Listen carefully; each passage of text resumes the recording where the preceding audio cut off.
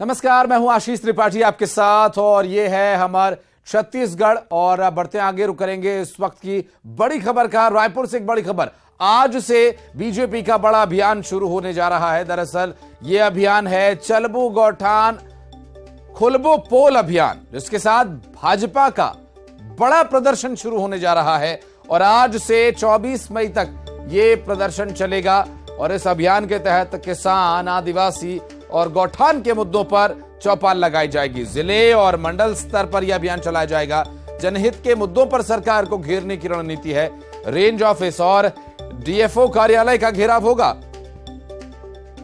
अगले 1 महीने में गांव गांव में भाजपा ये चौपाल लगाएगी और इस अभियान की शुरुआत और बेहतर तरीके से आज से 24 मई तक इस अभियान को चलाए जाने के लिए भारतीय जनता पार्टी रणनीति बना रही है और इस अभियान के माध्यम से सरकार को घेरने का प्रयास होगा।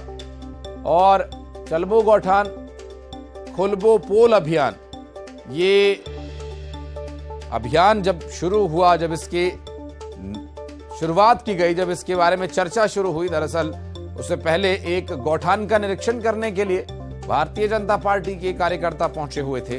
वहां विवाद हो गया। भारतीय जनता पार्टी के प्रदेश अध्यक्ष अरुण साव भी वहां पहुंचे मौके पर और कांग्रेस और बीजेपी के कार्यकर्ताओं के बीच वहां झड़प की स्थिति बन गई थी और काफी देर गर्मा गर्मी का वहां माहौल रहा था। लेकिन अब इस अभियान को बाकायदा घोषित करके भारतीय जनता पार्टी शुरू करने जा रही है।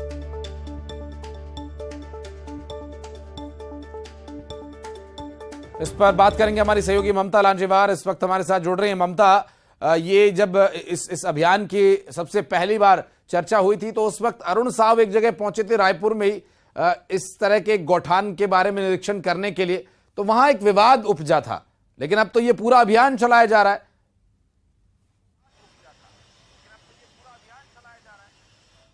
बिल्कुल, देखिए यहाँ से करीबन 25 किलोमीटर दूर बीजेपी के जो कार्यकर्ता हैं वो गौड़ी गांव गए हुए थे, अरुण साव भी गए हुए थे और तमाम जो बड़े नेता हैं वो गए हुए थे।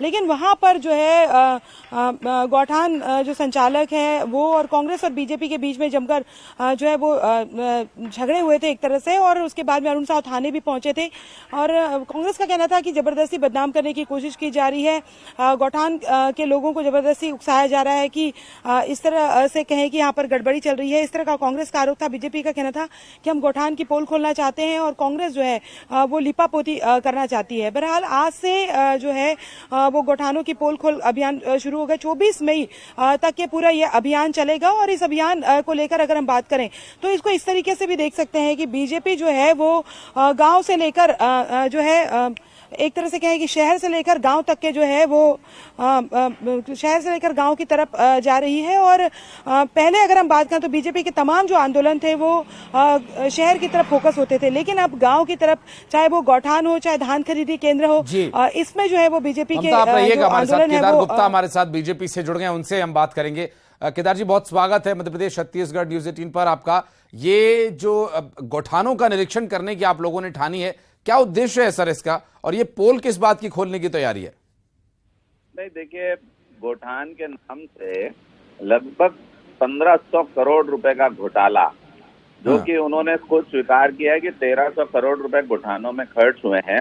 और गौठान आप जहां या एक आम नागरिक रास्ता चलते देख रहा है, वहां गाय नहीं है, खाली एक टीन का शेड लगा है, चारा नहीं है, किसी प्रकार की कोई व्यवस्था नहीं है। और जिसके लिए व्यवस्था है गाय, वो तो है ही नहीं। तो निश्चित रूप से कहीं ना कहीं ये बड़ा भ्रष्टाचार है जो गाय के नाम पर किया गया। ये बात करते हैं गोधन की, ये बात करते हैं गौ माता की, और वो गौ माता के नाम से ही इन्होंने भ्रष्टाचार कर दिया। ये छत्तीसगढ़िया की बात करते थे और गलत शराब, अमानक शराब पिलाकर उसमें 2000 करोड़ का घोटाला कर दिया। और छत्तीसगढ़िया लोगों को अमानक शराब पिलाकर उनकी आंख जा सकती है, उनकी किडनी खराब हो सकती है, दुर्घटनाएं हो रही है। अमानक शराब पीकर ड्राइवर वाहन दुर्घटना कर रहे, 20,000 लोगों की मृत्यु 4 वर्षों में वाहन दुर्घटना से हो गई।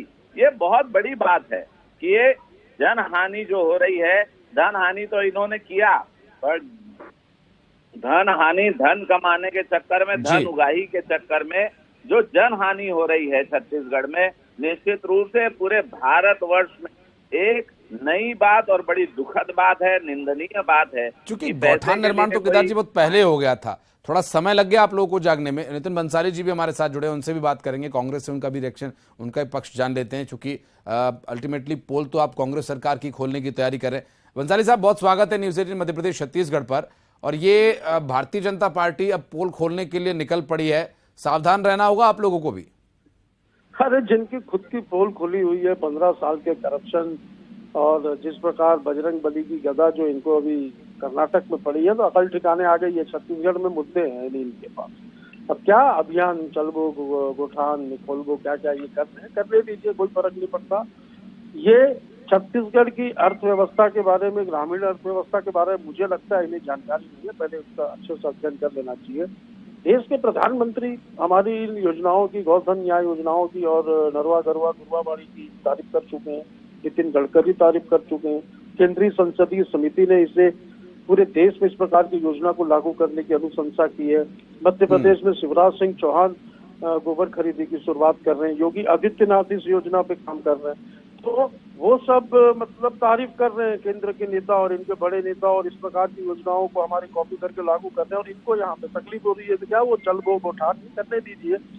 मैंने तो पिछले डिबेट में इनके प्रवक्ता को खुली चैलेंज दी थी कि आप डिसाइड करिए किस गौठान में चलना है, मैं साथ में लेके चलूंगा, मेरी गाड़ी में मैं भाटापारा जा रहा हूँ, आइए मेरे साथ।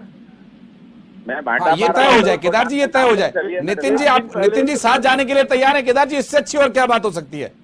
हाँ, मैं साथ मैं तो चलने ये भी तैयार बोल रहा हूँ। हूँ कि कैमरामैन इनका होगा, वीडियोग्राफर इनका और होगा। आपके वो भी जो है- लेकिन सर जो रायपुर में हुआ वो ना हो, अरुण साहब जी जहां गए थे वो ना हो सर। वहां पर कांग्रेस के भी कार्यकर्ता थे, लेकिन वहां विवाद हो गया था सर। विवाद नहीं होना चाहिए। ये मारपीट करते हैं, पुलिस इनकी है, प्रशासन इनका है, ये दादागिरी करते हैं। जब सच की पोल खुलती है तो चिल्लाते हैं। अगर अच्छा होता तो बैठ के वहां भी है भजन करते और बोलते देखो गौ माता। ठीक है सर, न्यूज़ 18 का कैमरा भी आप लोगों को फॉलो करेगा और वहां कैमरे के सामने जो भी स्थिति होगी वो साफ दर्शा जाएगी। केदार जी बहुत शुक्रिया, समय थोड़ा कम है। नितिन जी बहुत बहुत धन्यवाद समय निकालने के लिए। तो उम्मीद ये की जा रही है कि पक्ष और विपक्ष दोनों मिलकर के गौठानों का निरीक्षण करेगा, जनता के हितों की बात करेगा। तो इससे अच्छी और क्या बात हो सकती है, इसका साक्षी बनेगा न्यूज़ 18 मध्य प्रदेश छत्तीसगढ़। चलिए बढ़ते हैं आगे। रायपुर से बड़ी खबर, मुख्यमंत्री भूपेश बघेल भूमिहीन कृषि मजदूरों को सौगात देंगे। दरअसल 21 मई को भरोसे का सम्मेलन करने वाले हैं मुख्यमंत्री भूपेश बघेल और कार्यक्रम में साल की पहली किश्त की राशि जारी की जाएगी। ग्रामीण और नगरीय क्षेत्रों के 5,63,576 भूमिहीन कृषि मजदूरों को इसका लाभ होगा। 112 करोड़ 71,52,000 रुपए का हितग्राहियों को ट्रांसफर किया जाएगा उनके खातों में। और भरोसे का सम्मेलन कार्यक्रम के माध्यम से प्रदेश की सरकार भूमिहीन मजदूर के खाते में पैसे ट्रांसफर करेगी और यह पहली किश्त होगी। और इसके बाद निरंतर भूमिहीन मजदूरों को ये लाभ मिलता रहेगा, इसका वादा है। और 21 मई को मुख्यमंत्री पाटन जाएंगे। दरअसल मुख्यमंत्री भूपेश बघेल सांकरा पाटन में आयोजित भरोसे का सम्मेलन में सारथी ऐप की शुरुआत करेंगे और आम नागरिक शासन के विभिन्न विभागों से जुड़ी समस्याओं का समाधान प्राप्त कर सकेंगे। ऐप के माध्यम से शिकायतों और समस्याओं का संबंधित विभागों द्वारा त्वरित निस्तारण किया जाएगा और जन सुविधा के लिए ये शुरू किया जाएगा ऐप। भरोसे का सम्मेलन में सीएम इस ऐप को लॉन्च करेंगे। मुख्यमंत्री भूपेश बघेल इस ऐप के माध्यम से लोगों के लिए एक ग्रीवेंस मंच तैयार करके देंगे, एक प्लेटफॉर्म ग्रीवेंस के लिए, ताकि वे अपनी शिकायतें दर्ज कर सके, अपनी सुविधाओं के लिए इस ऐप का इस्तेमाल कर सके।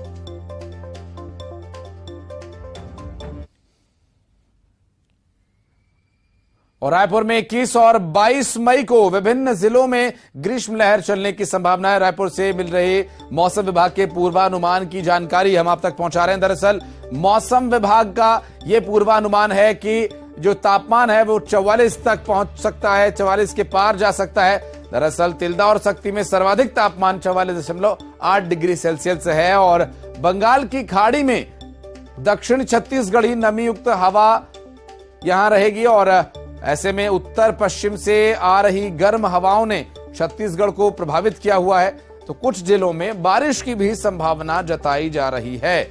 बहरहाल अभी इस पूरे 2 से 3 दिन की स्थिति हम आपको बयां कर रहे हैं, जहां गर्म हवाएं चल सकती हैं, कुछ क्षेत्रों में कुछ जगह बारिश हो सकती है। तो ये जो स्थिति बन रही है, मौसम विभाग की तरफ से पूर्वानुमान इस पर जाहिर किया गया है। छत्तीसगढ़ के दक्षिण छत्तीसगढ़ में नमी युक्त हवा चलेगी, तो वहीं तिल्दा और सक्ती में सर्वाधिक तापमान 44.8 डिग्री के आसपास है।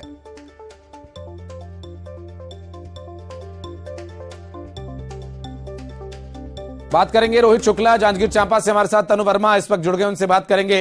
तनु, आपके पास आते हैं, क्या है मौसम विभाग का पूर्वानुमान इस वक्त? टेम्परेचर की सिचुएशन क्या है और ये लू चलने की जो संभावना है उसकी क्या स्थिति है?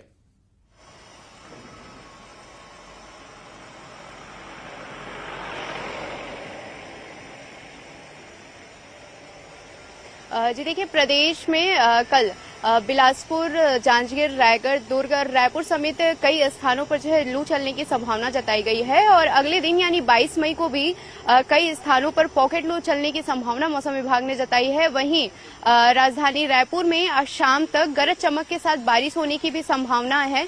दक्षिण छत्तीसगढ़ में दक्षिण से लगातार बंगाल की खाड़ी से नमी युक्त हवाओं का आगमन जो है वो जारी है और उत्तर छत्तीसगढ़ में उत्तर पश्चिम से गर्म हवाएं आ रही है, जिससे आज भी प्रदेश के कई जिलों में गरज चमक के साथ बारिश होने की संभावनाएं हैं और राजधानी रायपुर समेत प्रदेश के कई स्थानों में आज भी बादल छाए रहेंगे, लेकिन गर्मी से राहत मिल पाना मुश्किल है। और बीते दिनों प्रदेश में सबसे गर्म जिले की अगर हम बात करें तो जांजगीर चांपा में 44.8 डिग्री सेल्सियस तापमान जो है वो दर्ज किया गया है।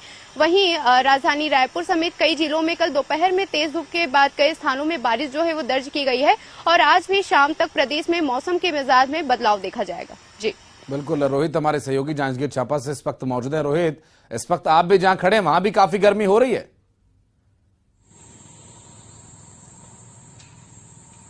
निश्चित तौर पर आशीष, देखिए प्रदेश में लगातार मौसम का मिजाज बदल रहा है और इसका असर जांजगीर चांपा जिले में जो नवगठित जिला सक्ती है वहां भी देखने को मिल रहा है और यहां लगातार तापमान में बढ़ोतरी हो रही है। देखिए लगातार इसके लिए कहीं न कहीं जवाबदार हम भी हैं और वो सभी लोग हैं जो पर्यावरण संतुलन में जो है अपना योगदान नहीं देते हैं, क्योंकि जिस तरीके से मौसम का मिजाज बदल रहा है उसके लिए पर्यावरण का संतुलन जो बिगड़ रहा है वो है क्योंकि हम वृक्ष लगाने की ओर जो है आगे नहीं बढ़ रहे हैं, लगातार जो है कचड़े फैला रहे हैं, प्रदूषण फैला रहे हैं और आज इसी का जो खामियाजा है वो हमें वापस मिल रहा है ये बदलते मौसम के मिजाज के रूप में। जांजगीर चांपा जिला की बात किया जाए, अगर सक्ती की बात किया जाए तो यहाँ भी लगातार जो है गर्मी है और जो मौसम का मिजाज बदल रहा है, कभी बारिश हो रही है तो कभी जो है बारिश थम रही है और बारिश थमने के बाद जो गर्मी होती है वो काफी उमस भरी गर्मी होती है और इसी का असर है कि जो उमस भरी गर्मी है इससे तापमान बढ़ रहे हैं और इसका सबसे ज्यादा जो प्रभाव है वो हॉस्पिटलों में देखा जा सकता है कि वहां एक काफी भीड़ है।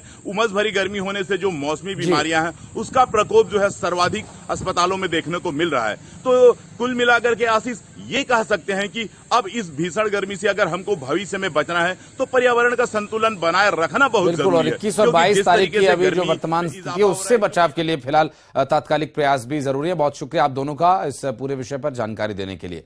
2000 के नोटों को वापस लिए जाने पर कांग्रेस के प्रवक्ता सुशीलानंद शुक्ला ने कहा कि नोटों को वापस लिए जाने से यह साफ हो गया है कि केंद्र ने जो फैसला लिया था वो गलत था, तभी 2000 के नोटों को वापस लेने का फैसला जारी किया गया।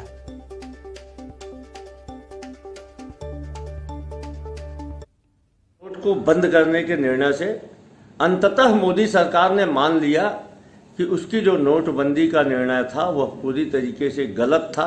देश की अर्थव्यवस्था उससे तबाह हुई थी, देश में रोजगार धंधे उससे खत्म हुए थे, व्यापार उससे खत्म हुआ था, लोगों को परेशानी हुई थी। पहले आपने 1000 का नोट बंद किया, कारण दिया कि उससे भ्रष्टाचार जमाखोरी होगी और उसी समय आपने उससे दुगने मूल्य के 2000 के नोट छाप दिए। जब सवाल उठा, अर्थशास्त्रियों ने सवाल उठाया, तब आपके पास उसका कोई जायज कारण नहीं। तो 2000 का नोट अब सर्कुलेशन से बाहर किया जा रहा है। हालांकि अभी लीगल टेंडर वो है लेकिन सर्कुलेशन में नहीं रहेगा, ऐसा आरबीआई की तरफ से फैसला लिया गया है। और बढ़ते आगे, रुक करते एक और खबर का, जहां कांकेर में खेत में एक शख्स की लाश मिली जिसे कत्ल का प्लॉट 5 महीने पहले मकतूल ने खुद ही तैयार करवाया था और कैसे, ये आपको बताते हैं। 5 महीने पहले हुए एक लेन देन के चलते ये सब कुछ शुरू हुआ और जब उधारी मांगी गई वापस तो उधार लेने वाले ने कहा काहे के पैसे। फिर जो हुआ वो होश उड़ा देने वाला है।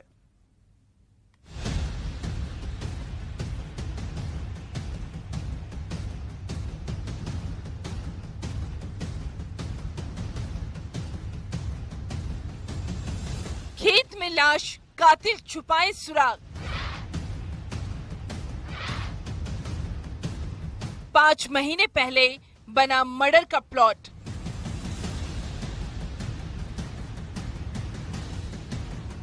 वो रुपए मांगता, मिलती धुतकार।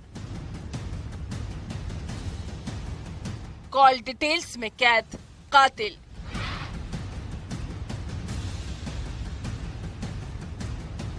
₹5,000 के लिए कत्ल। इस हत्यारे को देखिए जिसने एक शख्स का कत्ल किया था, लेकिन कत्ल के राज को छुपाने के लिए ये खून से सने कपड़ों को छुपा देता है, सबूत मिटाता है। लेकिन मृतक के साथ इसकी आखिरी लोकेशन और मोबाइल की कॉल डिटेल्स इसके चेहरे को बेनकाब कर देती है। कांकेर में 12 मई को बुंदेली गांव में कन्हैया महावीर नाम के शख्स का मर्डर हुआ था, जो खेत पर गया था और जब सुबह घर वालों ने उसे देखा तो उसकी खून से सनी लाश मिली थी। जिस कत्ल का राजदार आरोपी अनिल साहू है। कत्ल किसका हुआ ये आप जान गए, कत्ल किसने किया ये हत्यारा भी बेनकाब हो गया, लेकिन कत्ल क्यों हुआ इसे आपको बताते हैं। जिस कत्ल का प्लॉट तैयार हुआ था 5 महीने पहले, 12 मई 2023 को ग्राम बुदेली जो कि कांकेर कोतवाली थाना अंतर्गत पड़ता है, वहाँ से एक रिपोर्ट आई कि रात में कन्हैया लाल महावीर जो है वो अपने खेत के पास जो लाड़ी है जहाँ पे वो रहता था, वहाँ पे उसकी बॉडी पड़ी हुई मिली है। क्राइम सीन आखिर किस बदलापुर की गवाही दे रहा है। जिस तरह से वारदात की गई, कोई पुरानी रंजिश की कहानी नहीं है ये। अनिल साहू ने कन्हैया से कुछ कहा था, जिस पर कन्हैया तैश में आया और उसने अनिल पर पत्थर से वार कर दिया। आरोपी और मृतक दोनों नशे में थे। पत्थर फेंकने पर अनिल को भी गुस्सा आ गया।